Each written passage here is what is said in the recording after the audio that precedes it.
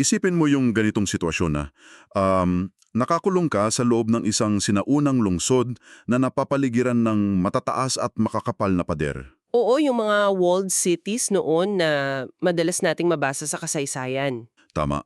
At hindi ka nag-iisa doon sa loob eh.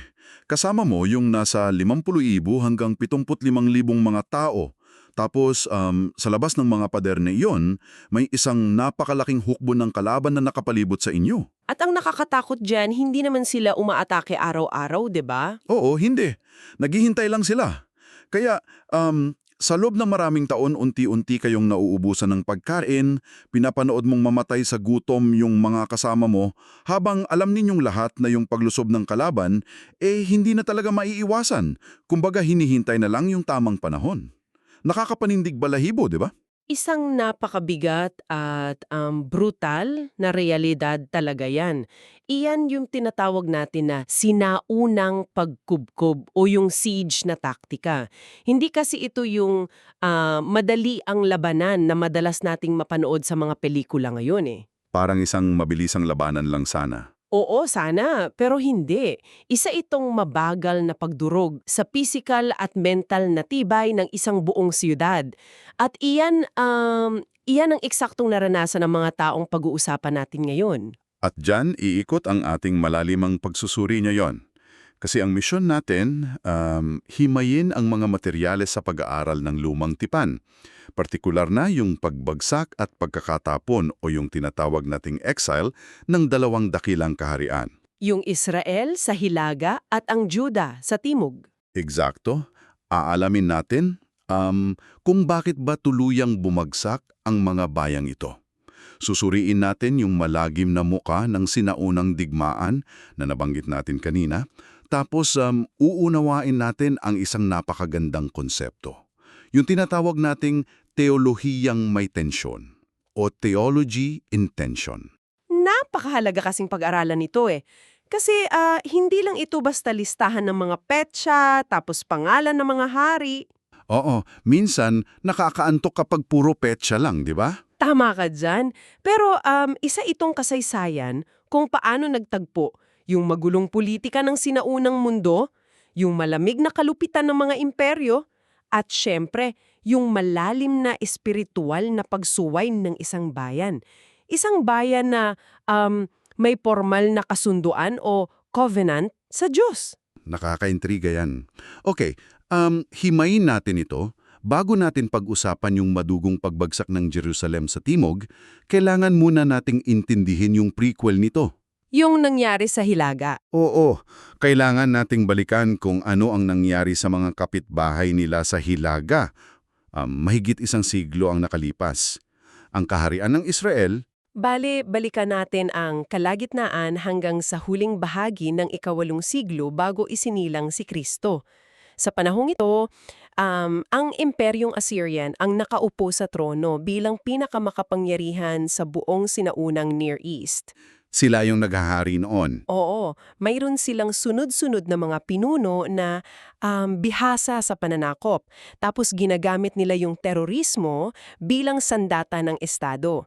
Nagsimula ito kay Haring Tiglath-Pileser na palaging sumasalakay sa Israel para unti-unting kuhanin yung mga teritoryo nila. At hindi lang ito simpleng pangangamkam ng lupa kasi nang tuluyang magrebelde ang Israel, tapos tumanggi silang magbayad ng buwis. Dumating yung panibagong hari ng Assyria, si Shalmaneser noong 725 BC. Diyan na niya inilapat yung taktika ng pagkubkob na inilarawan natin kanina sa simula. Oo, grabe yan. 3 taong kinubkob yung kabisera nilang Samaria. 3 taon. Isipin mo yun, 3 taon na walang makapasok at walang makalabas. Kaya kapag iniisip natin iyon, hindi lang ito basta kawalan ng pagkain, di ba? Ito ay yung unti-unting pagguho ng mismong lipunan nila sa loob ng pader. Hanggang sa tuluyan itong bumagsak noong 722 BC, sa ilalim naman ng bagong hari na si Sargon. Ang nakakabilib na bahagi rito, ang gusto kasing ma-achieve ng isang sinaunang pagkubkob, hindi lang basta't patayin yung mga tao sa labanan. Gusto nilang sirain yung pag-asa ng bayan. Wasakin ang moral nila. Tama.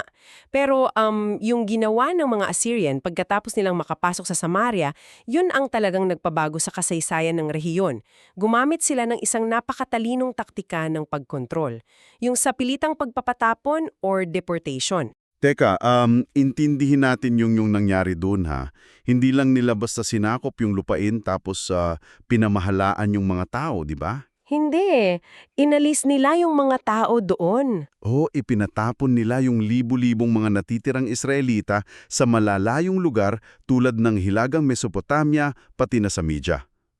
Kung susuriin natin, napakatalinong military strategy nito. Bakit mo naman nasabi yan? Kasi isipin mo, tatanggalin mo ang isang tao sa sarili niyang bayan, tapos itatapon mo siya sa isang lugar kung saan hindi niya alam ang wika at kultura. Paano pa siya mag-oorganisa ng rebelyon doon? Mahihirapan talaga siya. Nawasak mo na yung pambansang pagkakakilanlan niya eh. Isang napakahusay na obserbasyon yan. Isa itong uri ng psychological warfare tapos hinaluan pa ng social engineering. Kasi para punan yung naiwang lugar sa Samaria, nagdala yung mga Assyrian ng mga dayuhan mula sa iba't ibang bahagi ng imperyo nila.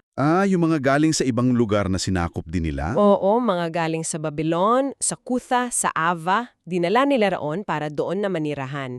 Hinati-hati nila yung mga populasyon para walang iisang grupo na magkakaroon ng sapat na lakas para kalabanin yung imperyo. Ang analogiya ko rito parang ganito eh. Para itong pinaalis ka ng sapilitan sa sarili mong bahay ng isang malaking korporasyon. Oo, tapos may bagong titira? Tapos yung mga bagong umupa, pumasok, kinuha yung mga natira mong pamana at tradisyon sa pamilya, tapos ginamit ito para sa sarili nilang mga kakaibang ritual. Kasi yung mga dayuhang inilagay ng Assyria sa Samaria, nagsimulang ihalo yung sarili nilang mga sinaunang relihiyon sa mismong pagsamba kay Yahweh. Ganyan nga, eksakto ang nangyari. Nang tumira yung mga dayuhang ito roon, inatake silang ng mga leon na ininterpret nila bilang galit ng Diyos ng lupaing iyon. Kasi naniniwala sila sa mga Diyos ng iba't ibang lugar. Kaya pala natakot sila. Oo, kaya ang ginawa nila, may isang pari ng Israel na ipinatapon nila dati, pinabalik nila mula sa Assyria patungong Bethel. Ang mission niya, ituruan yung mga dayuhan kung paano ba tamang sumamba sa Diyos ng Israel para hindi na sila atakihin ng mga leon. Pero naging epektibo ba yung pagtuturo niya? Well, ang kinalabasan, naging mga syncretists sila. Pinaghalo nila yung mga paniniwala. Gumagawa pa rin ang bawat nasyon ng kani-kanilang mga Diyos. Inilalagay nila ito sa mga dambana ng Samaria habang nag-aalay din kay Yahweh. Wow, halo-halo na talaga. Oo, ito mismo yung pinagmula ng mga tinatawag na Samaritan sa Biblia. Isang lipunang may halo-halong relihiyon at pinagmulan. Kaya pala gano'n na lang yung matinding tensyong sa pagitan ng mga Hudyo at mga Samaritano sa mga susunod na 100 taon, di ba? Pero teka, may isang malaking tanong na lumalabas mula sa mga pinag-aaralan nating materyales dito eh. Ano yun? Bakit naging ganito katindi ang parusa ng Diyos sa Israel? Sila yung bayang may direktang kasunduan sa Kanya. Sina pa nga yung iniligtas niya mismo mula sa pagkakaalipin sa Ehipto, di ba? Ang mahalagang unawain dito, hindi ito nangyari ng biglaan dahil lang sa isang pagkakamali. Ipinapaliwanag sa mga aklat ng hari na ito ay ang sukdulan ng higit sa 200 taon ng patuloy na rebellion. 200 taon? Oo. Mula pa sa paghahari ni Jeroboam, itinuring ng normal ang pagsuway eh. At dahil meron silang covenant o yung formal na tipan, mas mataas ang pamantayan at pananagutan nila kumpara sa ibang mga nasyon. Kaya pala. Kasi ang madalas nating isipin pagdating sa ganitang mga kwento, isang pagkakamali lang, babagsak na agad yung martilyo ng parusa. Hindi ganon eh. May mahabang pasyensya na nauna. Tama. Ang pinapakita ng kasaysayang ito, generational o patuloy na pagpapasa ng pagsuway mula sa isang henerasyon patungo sa susunod yung nangyari. At kung titingnan natin kung bakit sila sumuway, hindi naman ito simpleng desisyon lang na maging masama bigla eh. May practical at sociological na dahilan. Paanong praktikal? Kasi pumasok ang mga Israelita sa Canaan na isang lupaing nakadepende ng matindi sa agrikultura. Sila dating mga alipin at mga nomad lang na walang karanasan sa pagsasaka. Oo nga. Wala silang alam sa pagtatanim. Kaya nga makita nila yung mga Canaanites na sumasamba kay Baal na Diyos daw ng ulan at fertilidad ng lupa, naakit silang gayahin nito. Inisip nila siguro, kailangan din natin ng Diyos na ito para umunlad ang ating mga pananim. So nagsimula ito bilang kompromiso para lang sa pangsariling kaligtasan tapos nauwi sa malalang idolatriya, imoralidad at pang-aabuso sa mga mahihirap sa lipunan. Nakakatuwang isipin na yung dahilan pala ng pagtalikod nila. Hindi puro espiritual. Nakaugat din sa practical na pangangailangan na nauwi sa pagkompromiso nila sa prinsipyo nila. Oo, at dahil ginaya nila yung masasamang gawain ng mga Canaanites na pinalayas mismo ng Diyos noon, gamit sila, ano ang naging resulta? Ganon din yung sinapit nila. Ipinatapon din sila tapos pinagkaitan ng lupain. Isang napakalino na babala, sana ito para sa lahat, di ba? Sana nga naging babala Na nagdadala sa atin sa pangalawang bahagi ng ating pagsusuri. Kasi nakita ng Juda yung kaharian sa timog na literal na binura ang Israel sa mapa. Nasaksihan nila kung paanong ipinatapon at winasak ang mga kapatid nila sa hilaga. Isang malaking aral sana. Aakalain mo may matatakot sila, di ba? Magigising sa katotohanan tapos magbabago, pero yung nangyari eksaktong kabaligtaran. Sinundan pa nila yung mga parehong hakbang patungo sa bangin. Lumapas ang 134 na taon. Nasa taong 586, BC na tayo. Wala na yung kapangyarihan ng Assyria. Sa panahong ito, pinabagsak na sila ng isang bagong puwersa, ang mga Babylonians o yung mga Chaldeans. Bagong imperyo na naman. Oo, at ang nakaupo sa trono bilang pinakamakapangyarihang pinuno sa buong regiyon ay si Haring Nebuchadnezzar ng Babylonia. At ngayon, ang puntirya naman ng kanilang pananakop ay ang mismong kabisera ng Juda, ang Jerusalem. Dito, makikita natin kung paano nag-iba yung mukha ng digmaan. Kasi ang ginawa ng Babylonia sa Jerusalem walang katiting na awa Kinubkob ni Nebuchadnezzar ang Jerusalem ng halos 1 taon at kalahati. 18 buwan iyon. Isipin natin ulit yung konteksto niyan. Sa loob ng 18 buwan, nakulong yung 50,000 hanggang 75,000 tao doon. Wala nang pumapasok ng supply ng pagkain. Inilalarawan ng mga historiador at nung aklat ng mga panahagoy o lamentations yung napakatinding tagutom doon. Nawala na yung panlipunong kaayusan Oo, nawala na pati dangal ng mga tao para lang makain. Tapos pagkatapos ng lahat ng iyon, nang tuluyang matibag ng mga Babilonyo, yung pader, sinubukan pang tumakas sa gabi ng huling hari ng Juda, si Haring Sedekia kasama ang kanyang mga mandirigma. Tumakas sila pero hindi sila nakalayo? Hindi nga naabutan sila sa kapatagan ng Jericho. Dito na magiging sobrang kawili-wili ang lahat. Kasi yung naging parusa ni Nebuchadnezzar kay Zedekiah, idisenyo hindi lang para pumatay, kundi para mag-iwan ng matinding trauma. Nang mahuli si Zedekiah, dinala siya sa harapan ng hari ng Babylonia para hatulan. Ano ba yung naging hatol sa kanya? Una, pinatay nila yung mismong mga anak na lalaki ni Zedekiah sa harap niya. Tapos, bago pa man siya makapagpikit o umiwas sa nangyari, dinukot nila yung kanyang mga mata. Grabe. Iyon ang literal na huling bagay na nakita niya sa buong buhay niya. Yung pagpatay sa mga anak niya na tagapagmana ng trono. Pagkatapos noon, kinadena siya at dinalang bulag sa Babylonia. Parang ano ito isang napaka-brutal na psychological thriller kung saan siniguro nung kalaban na yung huling visual memory mo yung pinakamalalim mong pagdurusa tapos bit-bit mo yung alalang iyon sa dilim habang buhay. Oo, malagim talaga. Pinatay nila hindi lang yung pamilya niya kundi yung linya ng kaharian Pero teka lang.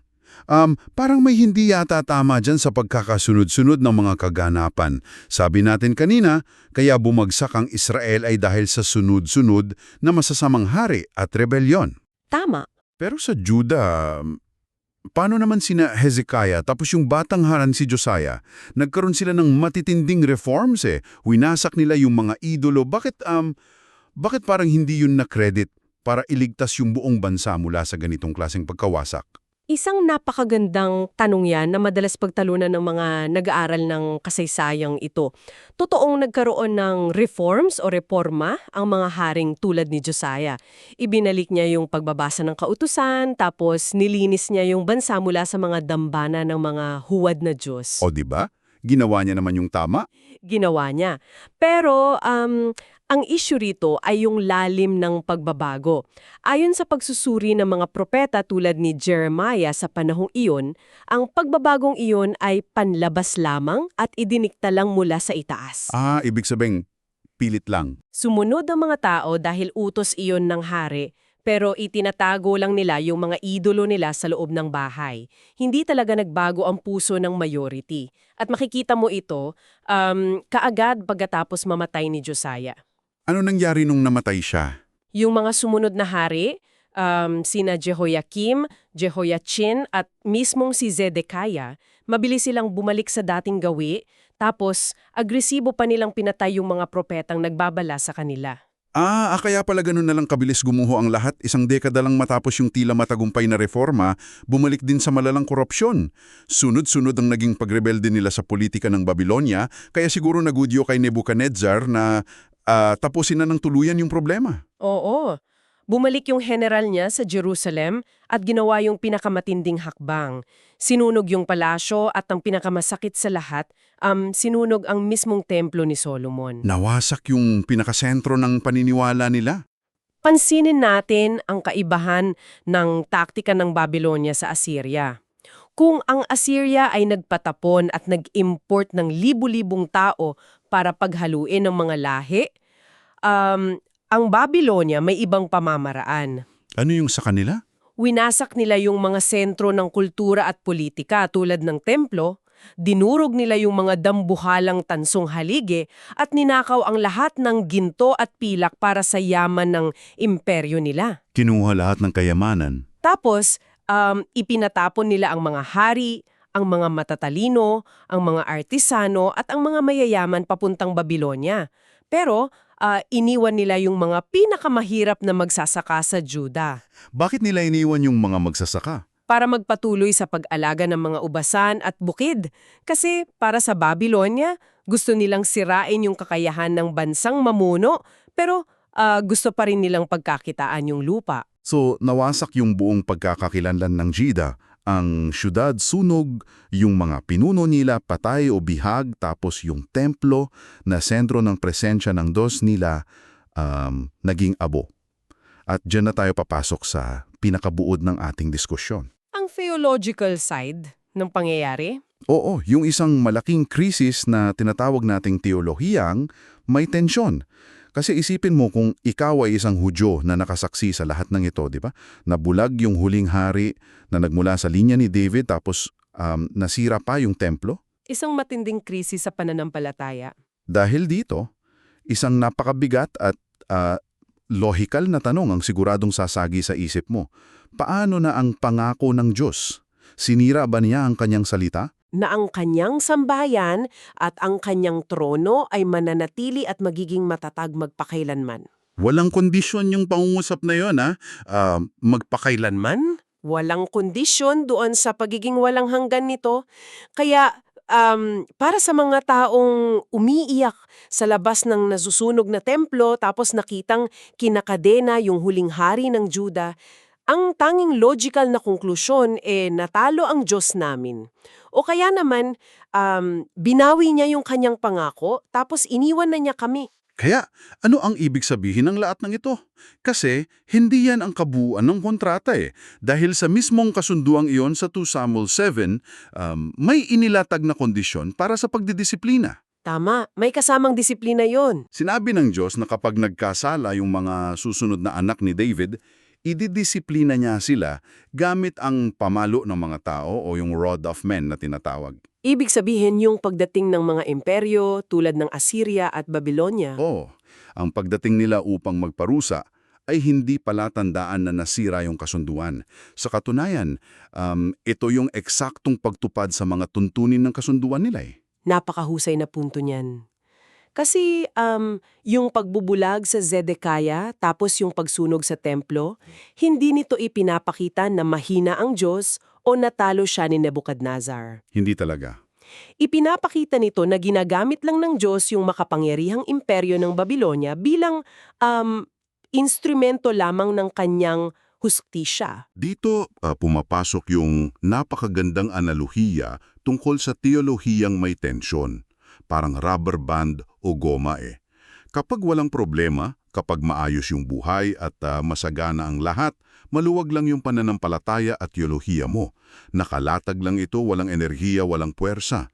Oo, kasi wala namang humahamon eh. Pero kapag dumating yung matinding trahedya, tulad ng pagbagsak ng kaharian at sa paningin ng mundo, parang nasira na yung pangako ng Diyos.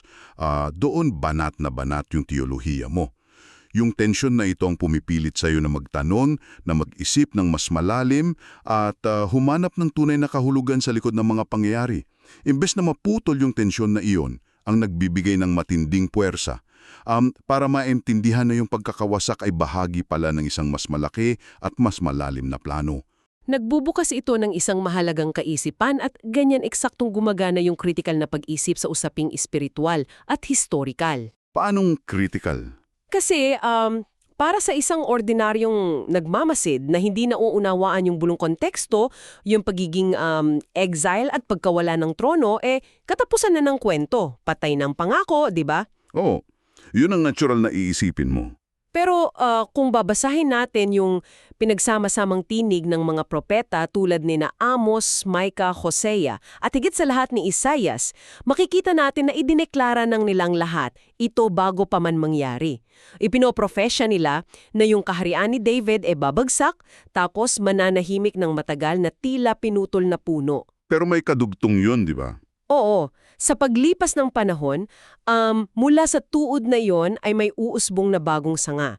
Ang pagbagsak, temporaryo at kinakailangan hakbang lang patungo sa isang mas dakilang pagpapanumbalik o restoration. Kung iisipin mo, nakakapanindig balahibo yung lalim.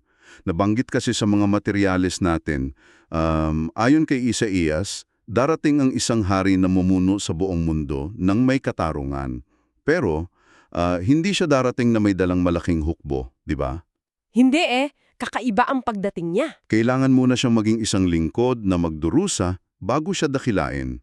Kaya pala, ang lahat ng gulong ito, yung pagkawasak ng pisikal na kaharian at yung kawalan ng pag-asa ng mga tao, naghahanda lamang ng entablado para sa isang klase ng pagpapanumbalik na lampas sa inaasahan ng sinuman. Tama.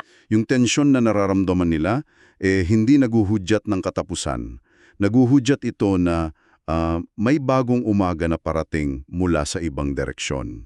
At iyan ang dahilan kung bakit mahalaga na hindi natin iniiwasan yung tension pagdating sa pag-aaral ng kasaysayan at teolohiya. Totoo yan. Kung ang inaasahan natin palaging perfecto, tapos madaling intindihin yung mga nangyari, hindi natin makikita yung lalim ng hustisya at kung paano gumagawa yung biyaya sa gitna ng pagdurusa. Minsan kasi ganyan tayo Oo, madalas kapag gumagawa tayo ng mabuti, iniisip natin na dapat puro mabuti lang din yung mangyari sa atin, 'di ba? Na parang vending machine yung San Sinocob. Pero ipinapakita ng napakakomplikadong kasaysayan ng Israel at Juda na hindi ganoon kasimple yung takbo ng mundo. Lalo na yung pagkilos mang Diyos. Minsan, yung ganap na pagkawasak ng mga bagay na sinasandalan mo ay isang napakasakit pero kinakailangang proseso upang muling maitayo ang pundasyon sa tama. Sa puntong ito, ibabalik ko ang usapan sa iyo na nakikinig sa amin ngayon. Bakit ba mahalaga ang lahat ng kaalamang ito sa iyo? Maaring iniisip mo sa simula, sinaunang kasaysayan nito 2,500 taon ng nakaraan. Malayo na sa realidad natin ngayon. Pero yung malalim ang pagsusuring ito, malinaw na nagpapasita na ang kalikasan ng tao, pati na rin yung epekto ng kanyang mga desisyon, hindi nagbabago.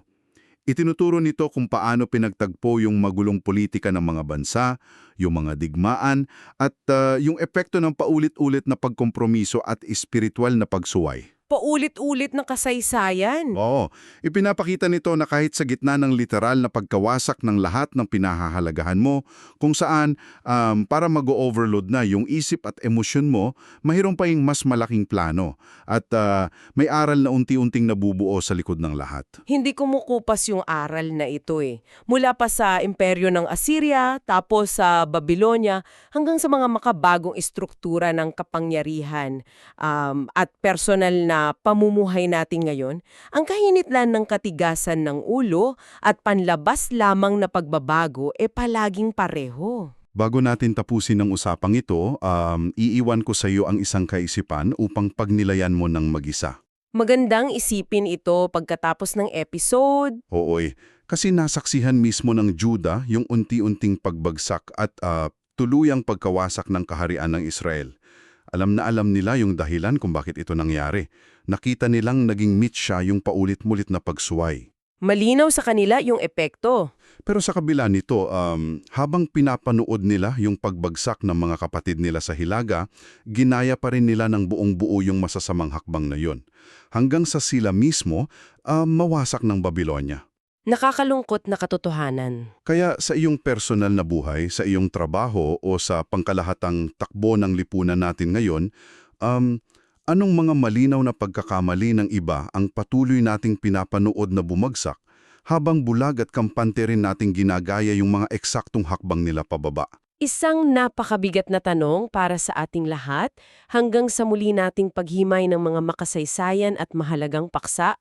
Maraming salamat sa inyong patuloy na pakikinig. Maraming salamat sa pagsama sa amin. Ipagpatuloy ang pagiging mapanuri at aun, huwag matakot sa tensyon ng mga tanong hanggang sa susunod na malalimang pagsusuri.